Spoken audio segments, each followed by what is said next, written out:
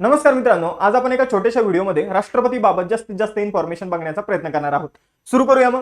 बघा, राष्ट्रपती पदासाठीच्या पात्रता कलम 58 मध्ये देण्यात आलेल्या आहे. एकूण 3 पात्रता आहे. एक म्हणजे उमेदवार भारतीय नागरिक असावा, त्याचं वय 35 वर्ष पूर्ण झालेलं असावं आणि तो लोकसभेचा सदस्य म्हणून निवडून येण्यास पात्र असावा. आता राष्ट्रपतीच्या निवडणुकीमध्ये मतदान कोण करतं तर संसदेचे सर्व निर्वाचित सदस्य म्हणजे इलेक्टेड मेंबर. संसदेमध्ये लोकसभा आणि राज्यसभा ही 2 सभागृहे, तर त्याचे निवडून आलेले सर्व सदस्य इथं मतदान करू शकतात.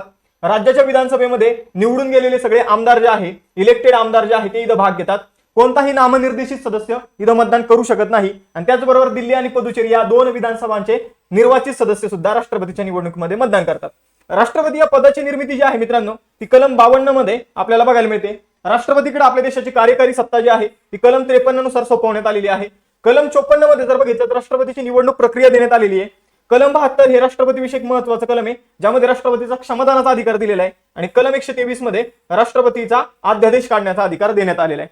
त्याचबरोबर जर बघितलं मित्रांनो, तर राष्ट्रपतीला पदावरून दूर करण्याची प्रोसिजर कलम 61 मध्ये दिलेली आहे. राष्ट्रपतीला एकाच कारणावरून पदावरून दूर केलं जाऊ शकतं, ते म्हणजे घटनेचा भंग, संविधानाचा भंग. आणि त्यांना दूर करण्यासाठी संसदेच्या 2 सभागृहाचं 2/3 बहुमत आवश्यक असतं. हा व्हिडिओ जर आवडला असेल तर व्हिडिओ लाईक करा, चॅनलला सबस्क्राईब, फॉलो करायला विसरू नका. धन्यवाद.